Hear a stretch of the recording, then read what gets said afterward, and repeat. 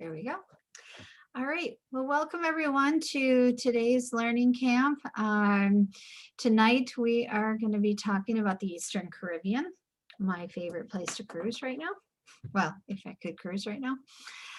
So I'm going to talk about visiting the West Indies. This is also considered to be the Caribbean. And in the Caribbean, there's three major island groups or archipelagos. There's the Lucayan Archipelago, which is the Bahamas and Turks and Caicos. Then there's the Greater Antilles, which we're going to talk about next week, which is the Western Caribbean, and the Lesser Antilles, which is the Eastern Caribbean. Technically, the West Indies are just the islands. When it's called the Caribbean, that's when they take into account some of the land masses like Mexico and the Central America and some of the points on northern South America. And so here's a map of the Caribbean. And so up here is the Lucayan Archipelago. Everything point west of the Puerto Rico. So the Dominican Republic and points west are going to be considered the Greater Antilles.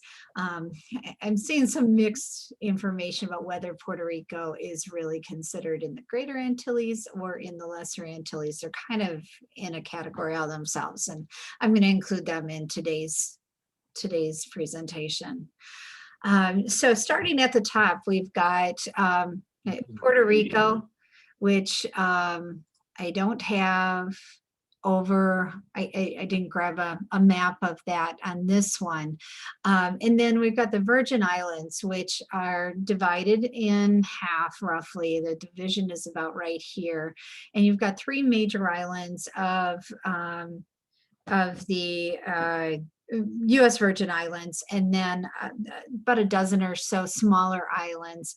And then you've got the British Virgin Islands, which is about 60 islands, with Tortola being the largest there. Then heading down from the Virgin Islands, you've got the Leeward Islands. These are the islands that it's considered to be in the opposite direction of the wind. So when settlers were coming over and explorers were coming over from Europe and Africa, the winds would take them to the Windward Islands, which are south of these. And these are the islands that are kind of inside of that line.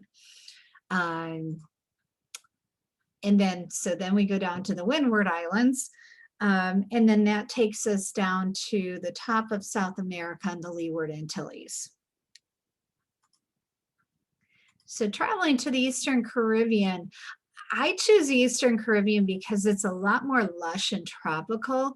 I feel like there's a lot more flora and fauna in the Eastern Caribbean, with the exception of the Leeward Antilles, which are more of a desert climate down there.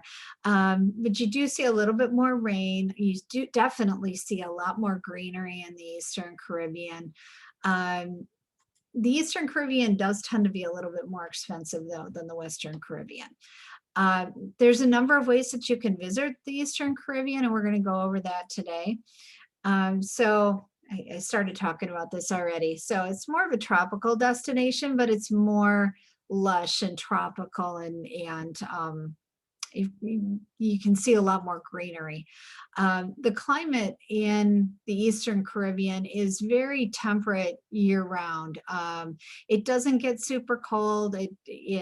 Usually you're looking at mid to upper 80s for the highs. It doesn't get much lower than in the 70s unless you get a cold snap through. For some people and US citizens, if you don't have a passport, some of the islands, it's no problem. If you're cruising as well, it's not a problem except for a couple islands. Right now, I think just Martinique. So this is a good choice when someone wants to get away from the continental US, but they don't have a passport. We can always send them to Puerto Rico or to the US Virgin Islands. And of course, cruising is a very popular way to visit the Caribbean islands. Or you can do a land package. And with land packages, you can do an all-inclusive in some cases, and in other cases, just a hotel and travel your flights to the islands. Or you can combine the two, which we've done several times. So cruising to the Eastern Caribbean, you're going to be looking at a little bit longer cruise from Central and Southern Florida. 7 nights, about the furthest south I've ever been able to go on a 7-night sailing is Antigua. Anything further south than that, it's going to take more time because it takes a couple days, especially from Central Florida, like Port Canaveral, to get down to the Eastern Caribbean islands.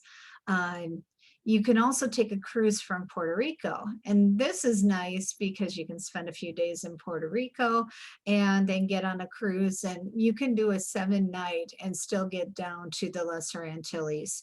And also the Windward Islands and out to Barbados, which is about the furthest one that you can go to in 7 nights. So that's a nice option as well. And there are several cruises that will sail from some of the other islands. For instance, Barbados does have a lot of options during various times of the year, sailing from Barbados and doing a round trip from there. So seeing the lower end of the Eastern Caribbean is a good option from Barbados. Sea Dream is one of the ships that does that. MSC definitely does that as well, or has in the past, and hopefully will again in the future. For land trips to the Eastern Caribbean, U.S. territories are Puerto Rico and U.S. Virgin Islands, which of course means no passport is required to go to them. And then there's all inclusives as well. And those will include your airfare and your hotel stay, your meals, drinks, everything like that. And then of course you can do some island hopping. I know one of the popular things to do, especially like in the British Virgin Islands, is to rent a yacht or rent a charter boat and go island hopping. You can also do this in some of the other islands where they have ferry services between the islands. So now I'm going to start at the top of what is the Eastern Caribbean and work down with just a little information about each island. Well, not each island. I'm not going to do that to you guys. I'll just stick to the main ones. Puerto Rico is at the beginning, and the British Virgin Islands and the U.S. Virgin Islands. And so in here I've got San Juan. You can see how close the British Virgin Islands and the U.S. Virgin Islands. What's interesting is the distance between St. Thomas and St. John down to St. Croix, and these are all part of the U.S. Virgin Islands. And Tortola is very, very close to St. John, but that is the British Virgin Islands. And you do need to have a passport if you're taking a ferry or a boat of some kind over from the U.S. Virgin Islands over to the British Virgin Islands. And here's some pictures of Puerto Rico, the fort that, the biggest fort that is on the island. This is in Old Town. This is an aerial shot of Old Town, Old San Juan. And this is a background, a wall at Bacardi Distillery, Bacardi bottles that I just thought was kind of cool. Here's a few from the U.S. Virgin Islands. This is St. Thomas on the left. When you pull into the bay there at the West Indies Shipping Company is where you dock in for a cruise in St. Thomas. Sailing out of St. Thomas, and then Trunk Bay, which is part of the national park. Puerto Rico, just going back to that for a moment, Puerto Rico has been a U.S. territory since 1895 after the Spanish-American War. And so now they are a U.S. territory. They are not a state. They do have a representative, but they do not vote for the president as of right now. They're trying to become a state of the United States. The U.S. Virgin Islands, they were originally owned by Denmark until 1917 when the U.S. bought bought the islands for $25 million. They have about 107,000 residents, and a good portion, I believe it's like 75% of St. John's is a national park. Um, Thank you, Kathy. um, it's and they have an underwater uh, trail that is part of the national parks here at Trunk Bay, where you can snorkel down there. Also in St. Croix, they have an underwater park where you can do snorkeling there. Um, the biggest industry in the U.S. Virgin Islands is tourism, and they have about 2.5 million visitors every year, and most of them are coming to the U.S. Virgin Islands via cruise ship. They also are known for their rum distilling. On St. Croix, there's Cruisin' Bay Rum is headquartered there. And here's a picture from Joost van Dyke in the British Virgin Islands. British Virgin Islands are about 60 islands. Tortola is the largest. The other two big islands there is the Joost van Dyke and Virgin Gorda. A lot of people like to go to the baths at Virgin Gorda. Tourism and financial services are their major industries. And as I mentioned, if you come there, you do have to have a passport. Even if you're coming by cruise ship, you don't, but if you're coming by a smaller vessel, you do. And if you're flying over there, you do. Their currency though is the US dollar, which is nice. And they don't get as many cruises as the US Virgin Islands, but the majority of what they get are charter boats touring the various islands. Then we go into the Leeward Islands, and we've got St. Martin, Anguilla, St. Bart's or St. Bartholomew, Saba, St. Eustatius, St. Kitts and Nevis, Antigua and Barbuda, and Montserrat and Guadeloupe. And those are all the major islands of the Leeward Islands. St. Martin should be familiar to cruisers. That's one of the popular Eastern Caribbean cruise ports. St. Martin is split about 60% French and 40% Dutch. And it's kind of interesting, the story about how they decided how to split the island up. And the old folks' tale is that they had two different people. They stood at one side of the island, and the rule was they couldn't run, and they just had to walk the border of the island. And when they met at the other side, that's where the other border was, and they drew a line between them. The theory of why the French ended up with more space than the Dutch, they each have their own story. The French say it's because the Frenchman was drinking wine and the Dutchman was drinking gin. And that's why the Frenchman got there quicker. The Dutch say that the French cheated and they ran. But in terms of population, it's about equal between the two sides of the island. They're one of only a couple islands in the Caribbean that two different countries occupy one island. The other one is Hispaniola, which is the Dominican Republic and Haiti. Again, with most of the Caribbean islands, their tourism is, of course, their main economy, and but a few of them have some other secondary ones. But tourism is definitely the main thing that St. Martin relies on.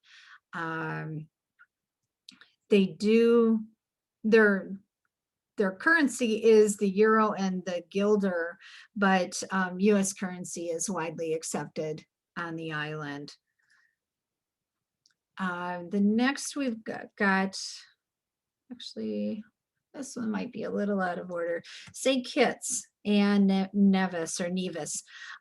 St. Kitts is where a number of more cruise ships are starting to dock in St. Kitts, and they dock right downtown in Basseterre. And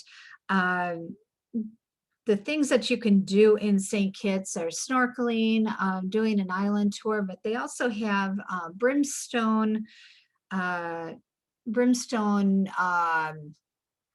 fort. And this is way down on this south side of the island, and it overlooks Nevis, and it's a UNESCO World Heritage Site. They also do have monkeys are big there, and showing off the monkeys and making making women cry at the monkeys. Mainly Louise, right? And they have a railway that you can take partway around the island and see the black beaches. Which this one, it's kind of hard to see in this picture, but the sand was black from the volcanoes there. Antigua and Barbuda. Antigua, we've been to a number of times on a cruise, and they're known for their beaches. They have 365 beaches, so a different beach for every day. And this was sailing out of Antigua, and this is on the eco tour. We went and saw the natural bridge at Hell's Gate. They also are known for their tourism, education, gaming, and banking. Guadeloupe is down towards the bottom. They are a French territory, and they are known for their tourism and agriculture, but they're also known to be one of the safest islands in the Caribbean. Not a lot of cruises go there, but there are some that do go there. In the Windward Islands, I'm just checking my notes here, so make sure I didn't miss anything. We've got Dominica, Martinique, St. Lucia, Barbados, which technically is not part of the Windward Islands. It's a continental island about 100 miles east of the Windward chain, but we threw it in here anyways. St. Vincent's and the Grenadines, Grenada, Trinidad and Tobago. And we were in Dominica a couple years ago on our Viking Sea cruise. What was really interesting with Dominica is their nickname is the Nature Isle of the Caribbean. Very lush, very tropical. They have the twin waterfalls in the middle of the island, known as Trafalgar Falls. They have hot springs. They've got the second largest hot springs in the Caribbean, and we actually snorkeled in where the hot springs come out, and it's called a champagne snorkel because there's bubbles that come up from the ground, and we took several videos of it. It's really pretty cool, and you could definitely feel a difference in the water temperature when you got towards the hot springs. This is Martinique. And Martinique, as I mentioned before, this is the only Caribbean island right now where even coming by cruise ship, you are required to have a passport. We think that some islands may start changing that rule and start requiring one. I think 2020 may delay that because they're all going to be desperate for tourism to start up again. Next down is St. Lucia. St. Lucia is known for the pitons, which are these twin peak mountains. They've also got the only drive-through volcano, which sounds really cool, but it's different. It's like a big area that is kind of the hollow of the volcano, and it smells like rotten eggs with the sulfur, and there's some hot baths there and mud baths, and it was not what I was expecting. I was expecting like a tunnel that you drove through when you're actually driving through a volcano, but it wasn't like that. Lots of waterfalls throughout St. Lucia. St. Lucia also has more than 50 varieties of mangoes, believe it or not. um, and then down to Barbados. Barbados is probably my favorite island in the Eastern Caribbean. This is, like I said, not technically part of the Windward Islands. It's about 100 miles to the east of the Windward Chain. It is considered to be out beyond the hurricane belt. And so points from Barbados and further south and west of there are pretty safe bets to go to during hurricane season, because the hurricanes usually don't go that far south. Um, Barbados' number one industry is sugarcane, and that's not surprising with the rum production that they have down there, that they're making a lot of sugarcane. There's a lot to do on Barbados, including snorkeling. They've got several sunken ships, and we snorkeled with the turtles down there. We also last time did a trip around the island with a photographer, and he showed us how to take good pictures and took us to very scenic places throughout the island, and taught us a little bit about what we were doing. That was pretty cool. And then we've got St. Vincent's and the Grenadines. Agriculture is their number one. Their number one agriculture is the biggest part of their economy, and then tourism. In tourism, because that's where many of the Pirates of the Caribbean movies were filmed. There's other movies that have been filmed there. In fact, one of the Pirates of the Caribbean movies was also filmed on Dominica, or Dominica. So I always say it wrong. And then we've got Grenada, which is known as the Spice Island. Their number one export is spices, and then tourism is the second industry in their area. Here's our group last time we were in Grenada on one of the black sand beaches, and down on the lower part is a chocolate production factory, I guess you would call it. It was outside. They lay all the cocoa beans out and dry them out there, and then they take them in and crush them and make the chocolates. That was kind of cool to see. And then we've got the Leeward Antilles. And these are known, the Dutch ABC Islands, Aruba, Bonaire, and Curacao, and the federal dependencies of Venezuela and Nueva Esparta. Nueva Esparta is 3 islands that are off of Venezuela, and then the federal dependencies of Venezuela is another group of islands that are considered to be part of Venezuela. So we've got, these are the federal dependencies. Over here is the Nueva Esparta Islands, and then the ABC Islands over here. They're all off the coast of Venezuela. What's nice about the ABC Islands is when you're doing, I know we've talked about this before, the Passenger Services Vessel Act, and you're going from one US port to another US port, you do need to stop at a distant foreign port. A distant foreign port is defined as something outside of North America, and the ABC Islands are considered to be part of South America. So you'll notice that many of the Panama Canal sailings will stop at an ABC Island or stop in Colombia, or one of each. The first one we did, we stopped in Curacao and didn't stop at Colombia. So that made it illegal sailing because we were stopping in South America. The Aruba, Curacao, and Bonaire are basically desert-like.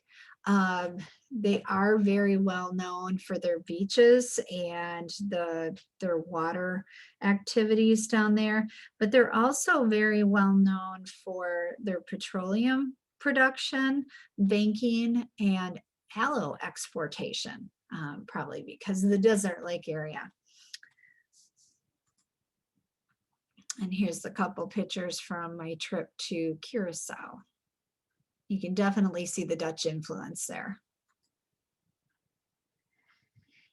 And that concludes the presentation. So I'm going to take this off and see if anyone has any questions. So we're going to be going to St. Kitts next year. Never been there before. What do you recommend? Maybe hiring a driver and doing an island tour, doing it ourselves, the train? The train is nice if it's operating. It doesn't operate year round. The one thing I'll caution you on is the monkeys. It's kind of, I'm sure you've run into this in other islands where they have their pet animal and they're trying to get you to take pictures with them. I know it definitely made Louise very unhappy when she saw the monkeys because they have diapers on and they'll take pictures of them and they'll come up to you constantly and try to get you to take pictures of them. The island is not very large, and the last time we were there, we did a snorkel trip over to Nevis, or Nevis, however you say it. I have heard of some issues up at Brimstone. They're getting better at cracking down on that. Brimstone, and doing a tour around the island though would be a really nice thing to do. They've also got some, I want to say some of the excursions that are offered include like a tasting, like a meal and drink tasting, on the northern side or the southern side of the island, the opposite direction of where Brimstone is. So something like that would be a lot of fun too. Just be careful on the snorkeling tours because you can drink a lot. And then you have to carry members of your party back to the ship. Louise. Not me. Not me. I had such a lovely time on that trip. I really did. What you remember? Yes. I remember most of it, and unfortunately it was sad for you guys, but I enjoyed the trip, minus the monkeys. Yeah, I remember having to take off a wetsuit for someone. I remember two people having to help me in, off, up, down, through, around. Yes. And I still have to apologize for that, don't I? Remember, I love you, Tracy.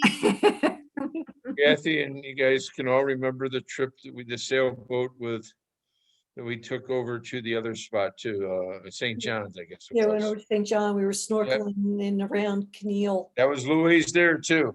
Will never forgive me either. That was a good trip too. We've done so many fun things on the water and on land in the Eastern Caribbean. It's definitely a favorite for me. Yeah.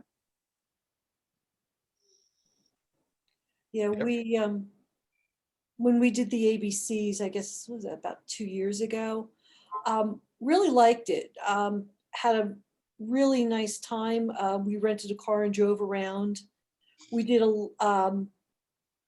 we drove around Bonaire. We did a little bit of snorkeling, but really nice, salt flats and everything. And then in Curacao, we actually went on a dune buggy tour, and you really got to see how arid it was, complete with cactuses, and you could have sworn you were out in like Arizona or something like that. Did you make it to Curacao shop and try some? No, Different colors. no, by the time we got off the dune buggy tour, we were so filthy dirty. We just got back on the ship and showered. Actually, we had to stop at a grocery store and buy a scrub brush and some dish soap because our sneakers and everything were just, we were, yeah. One thing that I found really interesting in Curacao, they have a bridge where you can cross across the inlet where the ships come in, and it actually turns completely 90 degrees when the ships come in. So it's kind of cool to see.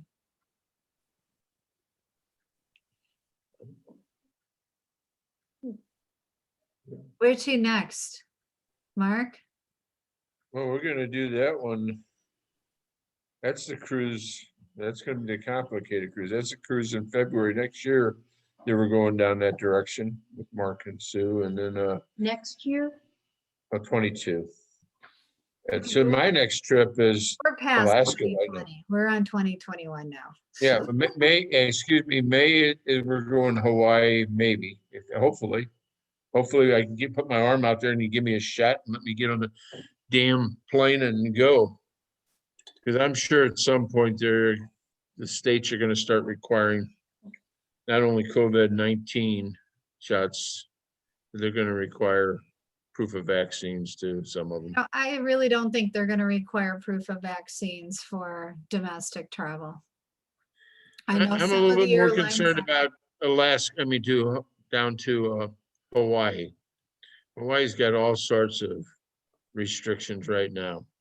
Yeah, but I don't think that they're going to require a vaccine. Vaccines are something that are not, it's a little different around here. People aren't 100% on board getting a vaccine, and Mhm. I don't see a lot of the travel companies requiring vaccines. I can see them requiring a proof of a negative test or a vaccine, but not definitively a vaccine. I think that would be hard. I know some of the international airlines have said that they will require vaccines. Like Qantas has said that a vaccine will definitely be required. And there was one other one that was talking about it, but I haven't heard if they actually did it. But yeah, it'll be interesting to see where it goes. American Airlines is now gonna be offering not so cheap, I guess it's a home test. I don't know what version of the home test, if it's the one that's required for the 72 hours in advance or not. But that's $129 a head. But at least they're offering it. But they're offering it when you're going to someplace where you're required to have a negative test. Yes, yes. So, like for instance, going to Hawaii right now. If you were going to Hawaii, they would let you do the at-home test so that you could get your results before you go.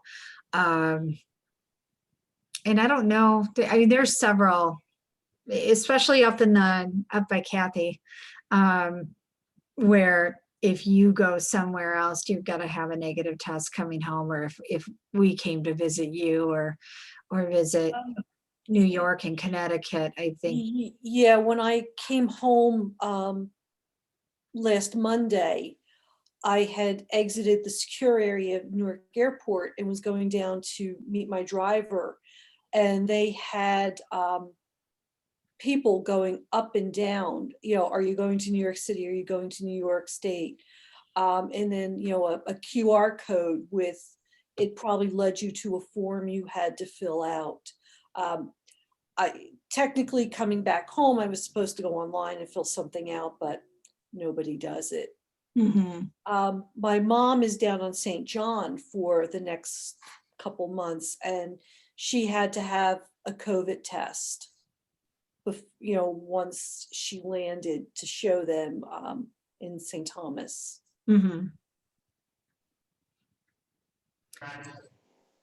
Yeah, I know, like going to Ohio, Kelly and Steve were saying that anyone coming there, if you are coming from a state that's over a certain percentage, you had to quarantine. I don't know if a negative test would be good enough for that, but Yeah.